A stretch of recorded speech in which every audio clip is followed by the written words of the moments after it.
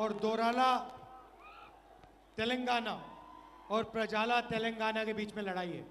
మీ అందరి ముందు ఎన్నికలు ఉన్నాయి. ఇప్పుడు దొరల తెలంగాణకి ప్రజల తెలంగాణకి మధ్య జరుగుతున్నటువంటి పోరాటం ఇది.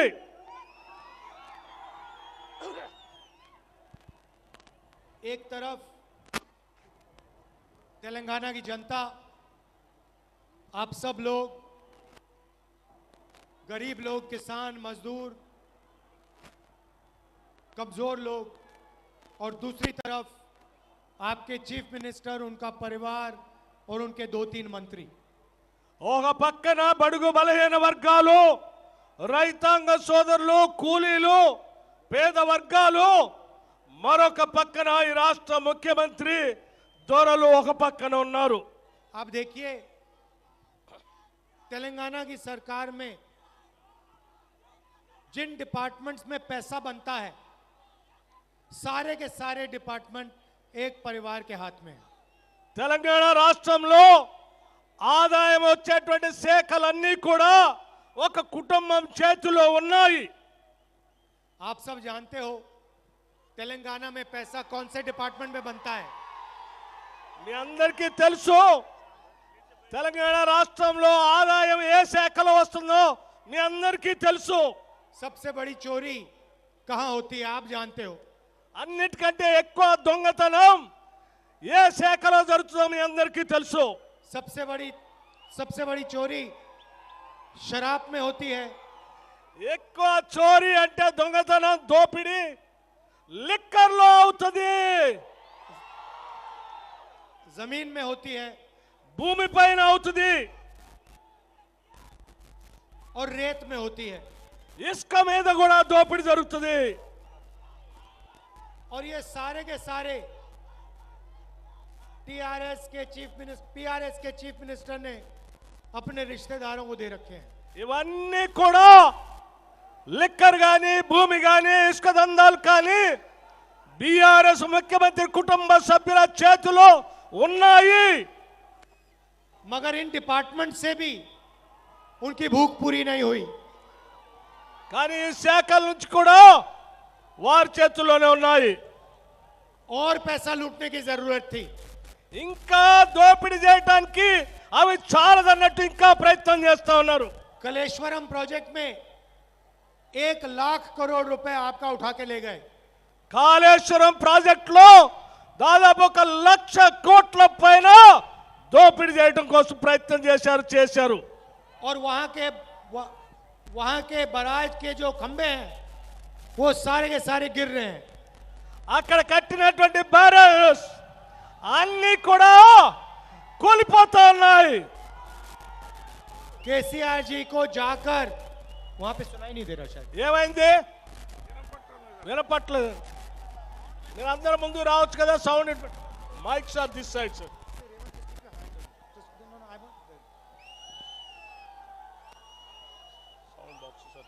वहां पे केसीआर जी को इंस्पेक्शन करना चाहिए।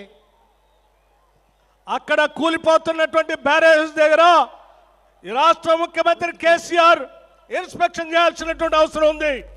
हालत यह है कि तेलंगाना पे इतना कर्जा है कि 2040 तक सारे के सारे परिवार 31,500 रुपए देंगे।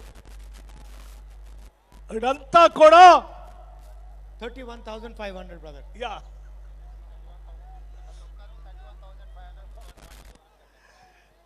31,500 రూపాయలు అందరి పైన అప్పుగా పెట్టేసి ఉన్నారు.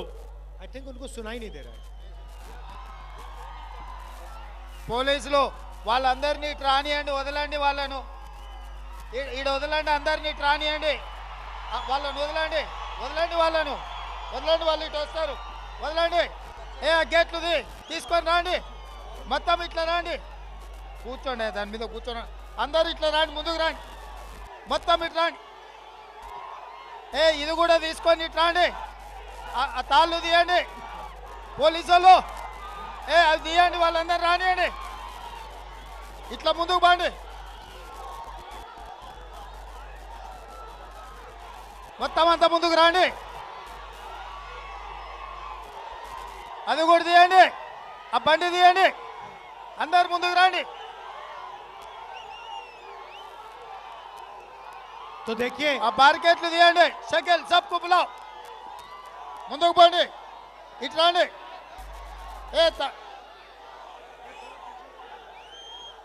అంతా तो ముందుకు రండి. देखिए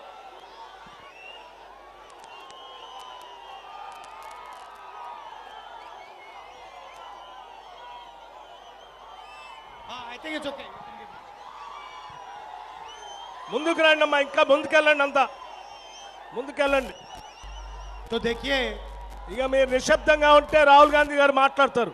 अब देखिए बात समझिए, अब ये है प्रजाला सरकार. जनता को सुनाई नहीं दे रहा था तो सारी की सारी चेन हटा दी, यहां आ गए आप.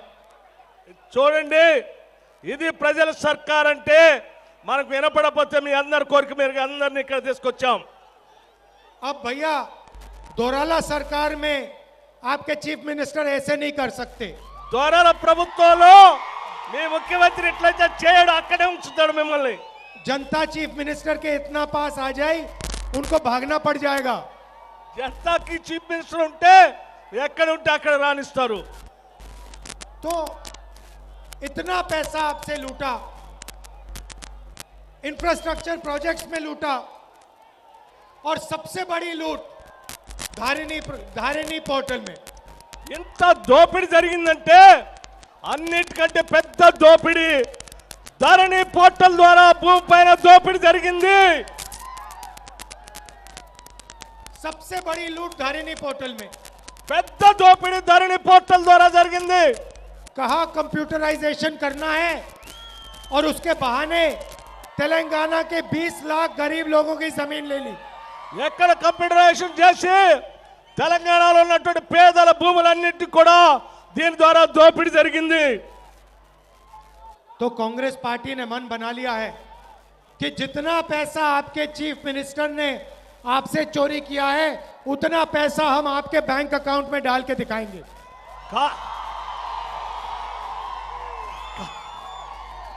కాంగ్రెస్ ప్రభుత్వం రాగానే ఈ ముఖ్యమంత్రి మీ జేబుల నుంచి ఎంత దోపిడీ చేశాడో అంత సొమ్ముని మళ్ళీ మీ బ్యాంక్ అకౌంట్ లో వేస్తాము. प्रजाला सरकार आपका पैसा आपको कैसे देगी? ప్రజల సర్కార్ మీ డబ్బులు మీకోసమే ఖర్చు పెడుతుంది. सबसे पहले महालक्ष्मी स्कीम, అన్నిటికంటే ముందుగా మహిళల కోసం పెట్టినటువంటి మహాలక్ష్మి స్కీమ్. जो हमारी महिलाएं हैं वो तेलंगाना के भविष्य की देखभाल करती हैं, हमारे बच्चों की देखभाल करती हैं. మన దగ్గర ఉన్నటువంటి మహిళలు, తెలంగాణలో మహిళలు అందరికంటే తెలంగాణ కోసం, కుటుంబం కోసం, పిల్లల కోసం ఆలోచన చేస్తారు. और गरीब महिलाएं दुगना काम करती हैं. పేద మహిళ చాలా కష్టపడి కూలి చేసి పడతారు. दिन भर मजदूरी करती हैं और अपने बच्चों की देखभाल करती हैं. రోజంతా కూలి చేస్తారు, పిల్లల కోసం పాటుపడతా ఉంటారు. तो सबसे पहला कदम तेलंगाना की हर महिला के बैंक अकाउंट में 2,500 रुपए प्रति महीना. మొట్టమొదటి అడుగు తెలంగాణ మహిళల అకౌంట్ లో 2,500 రూపాయలు వాళ్ళ అకౌంట్ లో వేస్తాము. मोदी जी के सरकार में गैस सिलेंडर 1,000 रुपए का मिलता है. మోదీ గవర్నమెంట్ లో గ్యాస్ సిలిండర్ 1000 రూపాయలు దొరుకుతా ఉంది. उसका पैसा बड़े बड़े उद्योगपतियों को जाता है. దాని డబ్బులన్నీ కూడా పెద్ద పెద్ద వాళ్ళకి వెళ్ళిపోతా ఉన్నాయి. हमारी सरकार आएगी तो तेलंगाना की महिलाओं को गैस सिलेंडर 500 रुपए में मिलेगा. మన ప్రభుత్వం రాగానే తెలంగాణ మహిళలందరికీ గ్యాస్ సిలిండర్ 500కే ఇస్తాము. और देखिए आज हम बस से भाषण दे रहे हैं, बस के ऊपर खड़े होकर भाषण दे रहे हैं. ఈ రోజు మేమంతా బస్సు మీద నిలబడి మీతో మాట్లాడుతా ఉన్నాము. हमारी सरकार आएगी तो पूरे तेलंगाना में, तेलंगाना की सरकार की बसेस में हमारी माताएं और बहन एक रुपया नहीं देंगी। మా ప్రభుత్వం రాగానే కాంగ్రెస్ ప్రభుత్వం రాగానే మన తల్లులు సోదరిమణులకి ఈ బస్సుల్లో ఒక్క రూపాయి కూడా ఇవ్వకుండా ఉచిత ప్రయాణం జరుగుతుంది।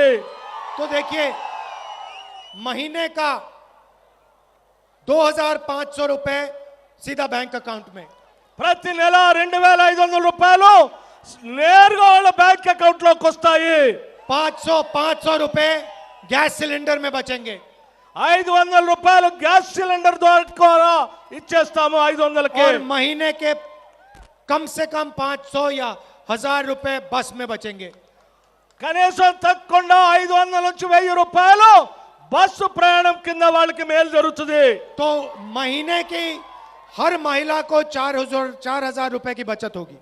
ప్రతి మహిళకి కనీసం 4000కు తగ్గకుండా ప్రతి మహిళకి మేలు జరుగుతుంది। इंदिरा अम्मा इंड्लू स्कीम में ఇందిరమ్మ ఇళ్ల పథకంలో जो घर बनवाना चाहते हैं, जिनके पास घर नहीं है, उन्हें 5 लाख रुपए कंस्ट्रक्शन के लिए मिलेगा। ఇందిరమ్మ ఇల్లు కట్టుకోవాలనుకుంటున్నటువంటి వాళ్ళకి ఇల్లు లేని ప్రతి పేద కుటుంబానికి 5 లక్షల రూపాయలు ఇళ్ళకి ఇస్తాము। और यहाँ हमारी ये जो माता आई है, इनका नाम क्या है? తల్లి నువ్వు మా ముందు నిలబడ్డ నీ అమ్మ నీ పేరేంటి? తన పేరు పేరు పేరు రామేశ్వరమ్మ। रामेश्वर अम्मा जैसी तेलंगाना में लाखों महिलाएं हैं जो बुजुर्ग हैं। రామేశ్వరమ్మ లాంటి తల్లులు తెలంగాణ రాష్ట్రంలో కొన్ని లక్షల మంది ఉన్నారు। इन्होंने अपनी पूरी जिंदगी तेलंगाना के लिए दी है। వారి జీవితం మొత్తం తెలంగాణ కోసమే బతికారు। तेलंगाना को बनाने में इन्होंने मेहनत करी है, अपना खून पसीना दिया है। తెలంగాణ నిర్మాణంలో వారి జీవితం అంతా కష్టపడ్డారు। వారి చెమట రక్తం ధారపోశారు తెలంగాణ నిర్మాణంలో। आज इनको 2000 रुपए पेंशन मिलता है। ఈ రోజు కేవలం అటు 2000 రూపాయలు మాత్రమే పెన్షన్ దొరుకుతుంది। महीने का 2000 रुपए, నెలకి 2000 మాత్రమే పెన్షన్ దొరుకుతుంది। सरकार आने के बाद इनको महीने का 4000 रुपए मिलेगा। కాంగ్రెస్ ప్రభుత్వం రాగానే మీలాంటి తల్లుల కోసం 4000 రూపాయలు ప్రతి నెల పెన్షన్ వస్తుంది। और 200 यूनिट हर महीने बिजली के मुफ्त में मिलेंगे। ప్రతి నెల 200 యూనిట్లు కరెంటు ఉచితంగా ఇస్తాము।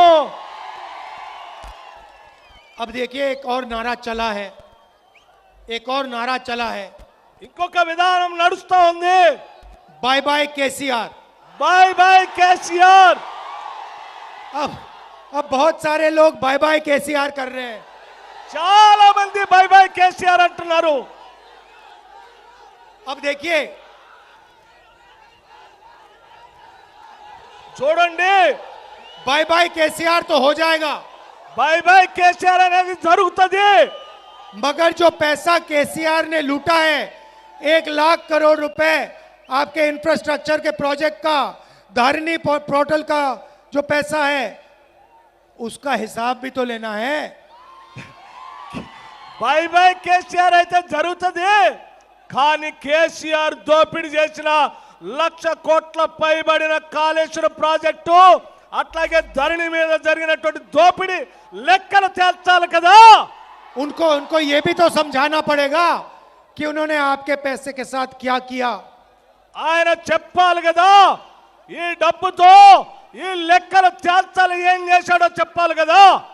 मैंने आपको अभी तेलंगाना की बात की,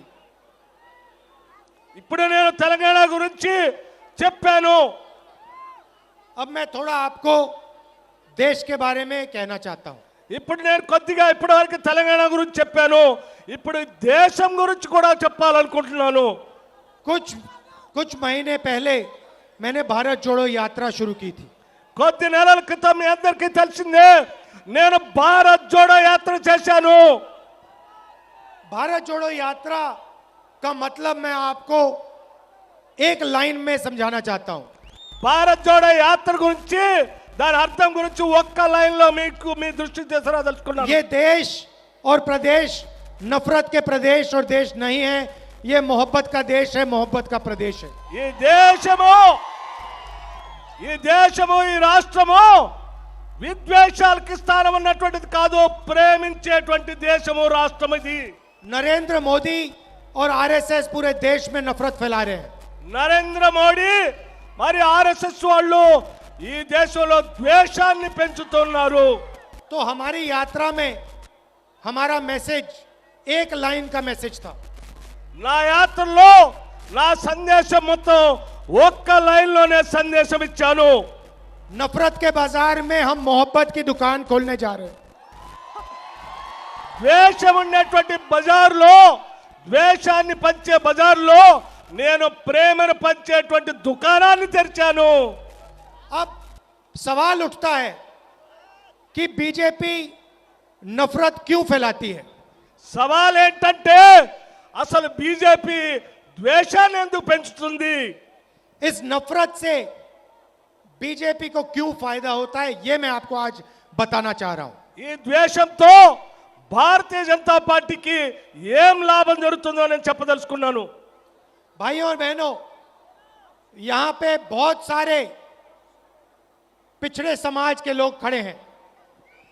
సోదర సోదరి మల్లారా, ఇక్కడ నిలబడినటువంటి వాళ్ళంతా కూడా అనేక సంవత్సరాల సమాజం నుంచి ఉన్నటువంటి వాళ్ళు. మీరు जिसको हम ओबीसी कहते हैं, వెనకబడినటువంటి వర్గాలకు సంబంధించినటువంటి వాళ్ళు ఉన్నారు, వాళ్ళని ఓబీసీలు అంటారు. यहां पे दलित समाज के लोग हैं, ఇక్కడ ఉన్నటువంటి వాళ్ళు దళితులు కూడా ఉన్నారు. आदिवासी यहां पे कम है, ఆదివాసీ చాలా తక్కువ మంది ఉన్నారు ఇక్కడ. मगर देश में ज्यादा से ज्यादा आबादी दलित, आदिवासी, पिछड़े, माइनॉरिटीज की है. కానీ దేశంలో పెద్ద ఎత్తున ఉన్నటువంటి జనాభా బలహీన వర్గాలంటే ఓబీసీలు, దళితులు, గిరిజనులు, మైనార్టీ సోదరులు ఉన్నారు. मैं आपको उदाहरण के तौर दिखा देता हूं. यहां पे ओबीसी वर्ग के कितने लोग हैं, हाथ उठा के दिखाओ. నేను మీకు ఒక ఉదాహరణ చెప్పదలుచుకున్నాను. ఇక్కడ ఉన్నటువంటి వాళ్ళు బీసీలకు సంబంధించిన జనాభా ఎంతమంది ఉన్నారో చేయెత్తండి. ये देखो, आधे हिंदुस्तान ने हाथ उठा दिया. ये देखो, तो इस देश में कम से कम 50% ओबीसी वर्ग है. ఈ దేశంలో తక్కువలో తక్కువ 50% మంది బలహీన వర్గాలకు సంబంధించినటువంటి వాళ్ళు ఓబీసీలు ఉన్నారు. और ये जो लोग हैं, ये इस देश को चलाते हैं, रीढ़ की हड्डी हैं. వీళ్ళే ఈ దేశ ఆర్థిక సంపదను నడిపిస్తా ఉంటారు. अब सवाल ये है कि इन लोगों की हिंदुस्तान को चलाने में कितनी भागीदारी है. కానీ సవాలు మన ముందున్నటువంటిది ఏంటంటే అసలు ఈ దేశాన్ని నడిపించేటువంటి వాళ్ళల్లో వీళ్ళ పాత్ర ఎంత? और ये सवाल है कि इस देश में किसकी कितनी आबादी है. సవాల్ ఏంటంటే ఈ దేశంలో ఎంత మందికి ఎంత హక్కులు ఉన్నాయని. अगर मैं आपसे आज पूछूं कि भैया इस देश में ओबीसी कितने हैं, इस भीड़ में कोई जवाब नहीं दे सकता. భయ్యా, నేను మీ అందరినీ ఒక ప్రశ్న అడుగుతున్నాను. ఈ దేశంలో ఓబీసీలు ఎంతమంది ఉంటారు అని అంటే చాలా మందికి తెలియదు. कितने आदिवासी हैं, कितने दलित हैं, कोई जवाब नहीं दे सकता. ఎంతమంది ఆదివాసీలు ఉన్నారు, ఎంతమంది దళితులు ఉన్నారంటే సమాధానం ఎవరు చెప్పరు. भाई और बहनों, कुछ दिन पहले मैंने पार्लियामेंट में भाषण किया. సోదర సోదరి మల్లారా, నేను కొద్ది రోజుల క్రితం పార్లమెంటులో ఉపన్యాసం చెప్పాను. और मैंने वहां 2 आंकड़े रखे जो मैं आपके सामने रखना चाहता हूं. నేను అక్కడ పెట్టినటువంటి 2 అంశాలు మీ ముందు పెట్టదలుచుకున్నాను. हिंदुस्तान की सरकार को एमपी, राज्यसभा, लोकसभा के एमपी नहीं चलाते. ఈ భారతదేశం అంటే హిందూ భారతదేశాన్ని పార్లమెంటు సభ్యులు అంటే రాజ్యసభ సభ్యులు కానీ లోక్సభ సభ్యులు కానీ నడిపించట్లేదు. भारत की सरकार को 90 अफसर चलाते हैं, 90 आईएएस के ऑफिसर चलाते हैं. ఈ భారత ప్రభుత్వాన్ని 90 మంది అధికారులు నడిపిస్తా ఉన్నారు. ये 90 लोग हिंदुस्तान के बजट को बांटते हैं. ఈ 90 మంది అధికారులే ఈ దేశ బడ్జెట్ ని పంచుతారు. ये निर्णय लेते हैं कि डिफेंस के लिए कितना पैसा जाएगा, मनरेगा में कितना जाएगा, इंफ्रास्ट्रक्चर में कितना जाएगा, शिक्षा में कितना जाएगा.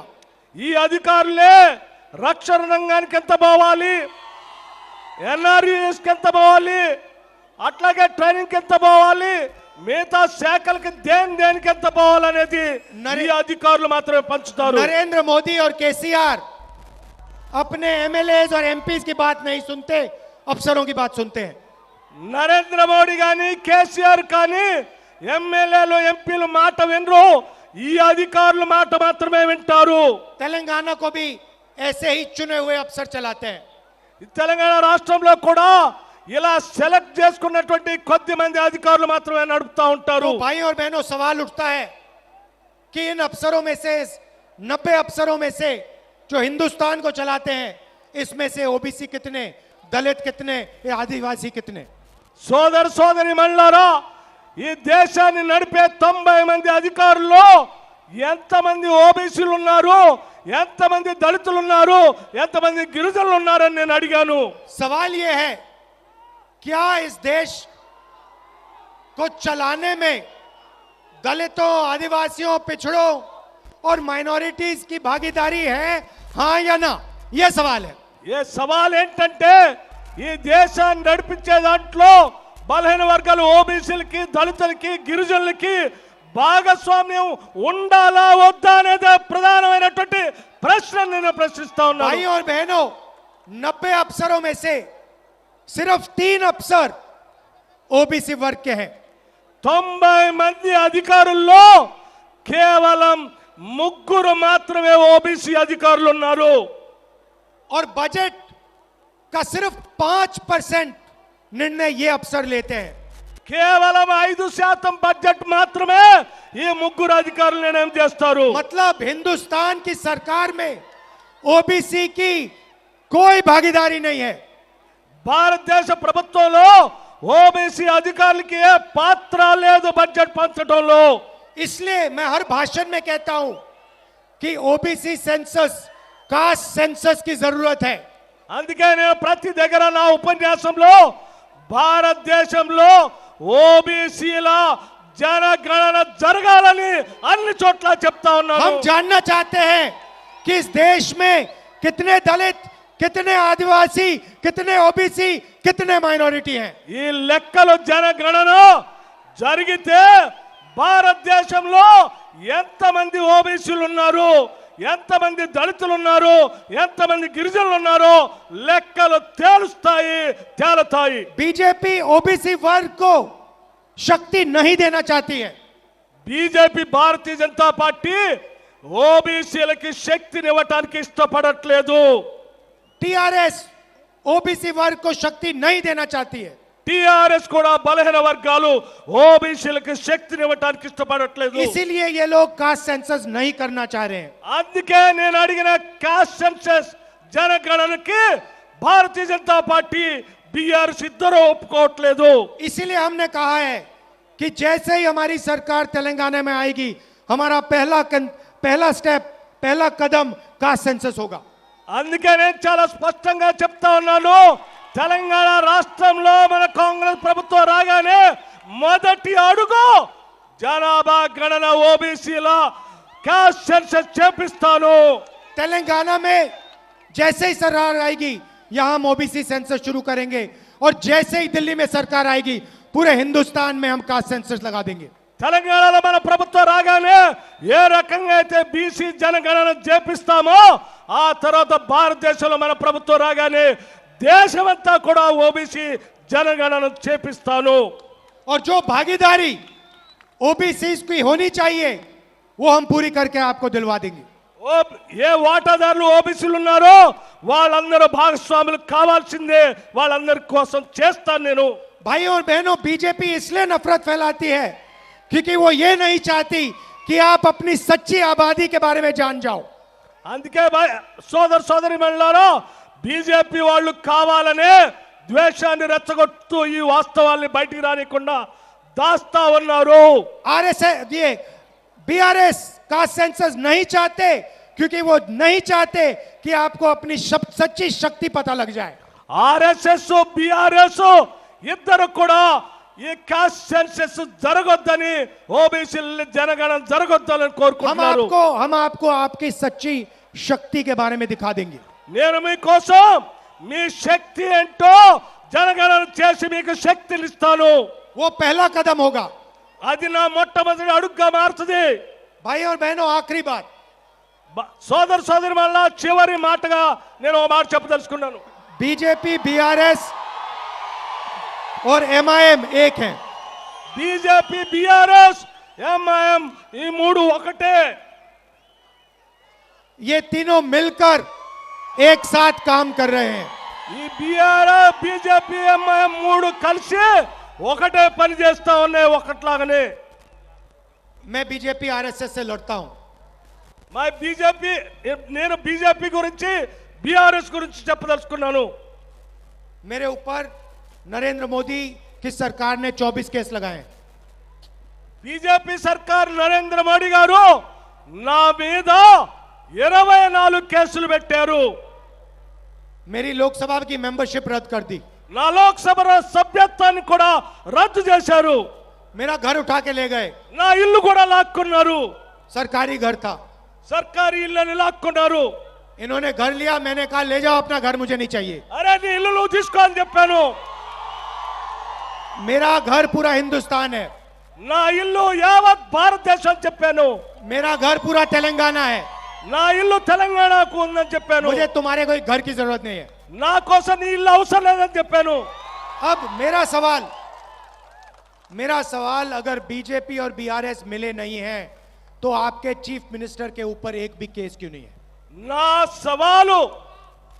సవాలు బీఆర్ఎస్ బీజేపీ కలిసి ఉండకపోతే నా మీద 24 కేసులు పెట్టినట్టే ఈ బీఆర్ఎస్ ముఖ్యమంత్రి కేసీఆర్ మీద కూడా కేసులు పెట్టేవాళ్ళు కదా। आपके चीफ मिनिस्टर के पीछे ईडी क्यों नहीं भाग रही, सीबीआई क्यों नहीं भाग रही, विजिलेंस क्यों नहीं भाग रही? నీ ఈ తెలంగాణ చీఫ్ మినిస్టర్ వెనక ఈడీ ఎందుకు వెనకబడట్లేదు, ఐటీ ఎందుకు వెనకబడట్లేదు, సిబిఐ వాళ్ళు ఎందుకు వెనకబడట్లేదు? इनकम टैक्स डिपार्टमेंट वाले लोग उनके घर के सामने क्यों नहीं खड़े? ఇన్కమ్ ట్యాక్స్ డిపార్ట్మెంట్ సంబంధించినటువంటి వాళ్ళు ఆయన ఇంటి ముందుకు ఎందుకు పోవట్లేదు? भाई और बहनों, क्योंकि ये दो मिले हैं। సోదర సోదరి మళ్ళారో వీళ్ళిద్దరు కలిసి ఉన్నారు। लोकसभा में, राज्यसभा में बीआरएस के लोग नरेंद्र मोदी की सरकार को मदद करते हैं। లోక్సభలో బీఆర్ఎస్ పార్టీ సంబంధించిన పార్లమెంటు సభ్యులు బీజేపీ సర్కార్ కి మద్దతు ఇచ్చారు, ఇస్తా ఉన్నారు। और तेलंगाना में बीजेपी बीआरएस की मदद कर रही है। తెలంగాణలో బీజేపీ బీఆర్ఎస్ కి మద్దతు ఇస్తా ఉంది। पहले यहाँ पे बीजेपी के लोग आए थे, छाती फुलाए घूम रहे थे सब जगह। ఇక్కడ ముందు బీజేపీ వాళ్ళు వచ్చారు, గుండెలు దిల్చుకొని వచ్చారు, ముందుకు వచ్చారు। कांग्रेस पार्टी ने उनकी सारी की सारी गैस निकाल दी। కాంగ్రెస్ పార్టీ వాళ్ళ గాలంతా తీసేసింది। गाड़ी के चारों टायर पंचर हो गए। వాళ్ళ బండికున్న 4 టైర్లు పంచర్ అయిపోయినాయి। उनके नेता कहते हैं कि हम तेलंगाना में ओबीसी चीफ मिनिस्टर लाएंगे। బీజేపీ నాయకుడు చెప్తాడు తెలంగాణ రాష్ట్రంలో ఓబీసీ ముఖ్యమంత్రిని చేస్తానని। अरे भाई साहब, 2% वोट से तेलंगाना में आपकी सरकार नहीं बनने वाली है। భాయ్ సోదరా, ఆ తెలంగాణ రాష్ట్రంలో బీజేపీకి కేవలం 2% కూడా ఓట్లు లేవు, నువ్వెట్లా చేస్తావయ్యా? अगले टूर पे नरेंद्र मोदी जी अमेरिका जाएंगे।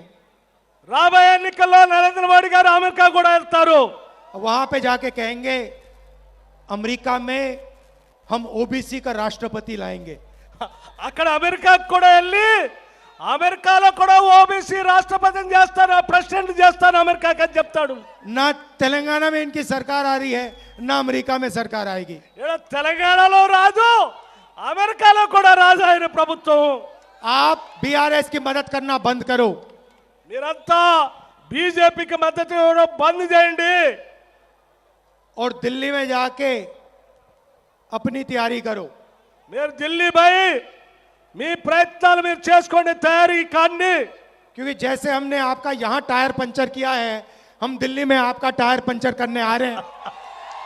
తెలంగాణలో ఎట్లా అయితే మీ టైర్లన్నీ పంచర్ చేసి గాలి తీసామో, ఢిల్లీ అంటే భారతదేశంలో కూడా కొద్ది రోజుల్లో మీ గాలి అంతా తీయబోతున్నాను నేను.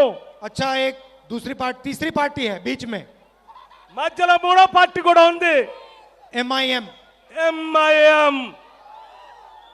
जहां भी हम चुनाव लड़ने जाते हैं, ఎక్కడైతే మేము ఎన్నికలు పోటీ చేయడానికి పోతామో, असम, అస్సాం, मध्य प्रदेश, राजस्थान, महाराष्ट्र, त्रिपुरा, जहां भी कांग्रेस पार्टी बीजेपी से लड़ती है, మధ్యప్రదేశ్, రాజస్థాన్ ఇంకా ఇతర రాష్ట్రాల్లో ఎక్కడైతే మేము ఎన్నికలు పోతామో, ఎక్కడైతే బీజేపీతో మేము పోరాటం చేస్తూ ఉంటామో అక్కడ వాళ్ళు వస్తూ ఉంటారు. वहां पे MIM पार्टी बीजेपी से पैसा लेकर कैंडिडेट खड़े कर देती है। ఆ రాష్ట్రాల్లో ఎంఐఎం పార్టీ బీజేపీ అంటే భారతీయ జనతా పార్టీ దగ్గర నుంచి డబ్బులు తీసుకొని వాళ్ళ అభ్యర్థులు పోటీ పెడతారు. आप देखिए, इनका एक वोट नहीं है, असम में इनका कुछ लेना देना नहीं है, मगर जहां भी बीजेपी चाहती है वहां पे MIM के लोग सलूट मार के कैंडिडेट बैठा देते हैं। ఇది చూడండి, అస్సాం లాంటి రాష్ట్రంలో వీళ్ళకు ఒక్క ఓటు కూడా లేదు, కానీ ఎక్కడైతే బీజేపీ కోరుకుంటుందో అక్కడ వెంటనే వీళ్ళు బీజేపీ సల్యూట్ కొట్టి అక్కడ వీళ్ళు కావాలని వాళ్ళ అభ్యర్థులు పెడతారు. मैं MIM के नेताओं से पूछना चाहता हूं, असम में टिकट, असम में कैंडिडेट बैठा उतारने के लिए आपको पैसा कहां से आता है? అస్సాంలో నేను ఎంఐఎం ఒక ప్రశ్న అడగదలుచుకున్నాను. महाराष्ट्र में कैंडिडेट उतारने के लिए आपका पैसा कहां से आता है? అస్సాంలో, మహారాష్ట్రలో మీరు అభ్యర్థులు పెట్టడానికి డబ్బులు ఎక్కడి నుంచి వస్తా ఉన్నాయి మీకు అని అడుగుతా ఉన్నాను. मैं आपको बताता हूं, बीजेपी से आता है। నేను మీ అందరికి చెప్తా ఉన్నాను, అది బీజేపీ నుంచి వస్తున్న డబ్బు. इसीलिए तीनों एक साथ खड़े हुए हैं। అందుకే నేను చాలా స్పష్టంగా చెప్తా ఉన్నాను, ఈ ముగ్గురు కలిసే ఉన్నారు. हमें पूरे देश में मोहब्बत की दुकान खोलनी है। మేము ఈ దేశం మొత్తంలో కూడా ప్రేమను పంచే దుకాణాన్ని తెరుచుకొని ప్రేమ కోసం నేనున్నాను. पहले हम यहाँ तेलंगाना में प्रजाला सरकार लाएंगे, మొట్టమొదటిగా తెలంగాణ రాష్ట్రంలో ప్రజల ప్రభుత్వాన్ని, పీపుల్స్ గవర్నమెంట్ తీసుకొని వద్దాం. और फिर दिल्ली में बीजेपी और नरेंद्र मोदी को वहां से हटाएंगे। అక్కడ ఢిల్లీలో బీజేపీ నరేంద్ర మోడీ, బీజేపీ ప్రభుత్వం నరేంద్ర మోడీని తొలగించేద్దాం. आप सब दूर दूर से आए, शाम का समय है, इसके लिए दिल से बहुत बहुत धन्यवाद। మీరంతా చాలా దూర ప్రాంతాల నుంచి వచ్చారు, మీరంతా చాలా దూర ప్రాంతాల నుంచి వచ్చారు. నా హృదయపూర్వకంగా మీ అందరికీ ధన్యవాదాలు తెలియజేస్తా ఉన్నాను. నా దిల్ కోల్కే మీకు ధన్యవాదాలు తెలియజేస్తా ఉన్నాను. हमारे कैंडिडेट्स का 1 मिनट में परिचय कर देता हूं। అనిరుద్ధ్ రెడ్డి జడ్చర్ల శాసనసభ స్థానం నుంచి కాంగ్రెస్ పార్టీ అభ్యర్థిగా పోటీ చేస్తా ఉన్నాడు. नमस्कार। మధుసూదన్ రెడ్డి గారు దేవరకద్ర శాసనసభ స్థానం నుంచి కాంగ్రెస్ పార్టీ అభ్యర్థిగా పోటీ చేస్తా ఉన్నాడు. आप सबका दिल से बहुत बहुत धन्यवाद। नमस्कार। నా హృదయపూర్వకమైనటువంటి ధన్యవాదాలు మీకు, మరొక్కసారి నా ధన్యవాదాలు.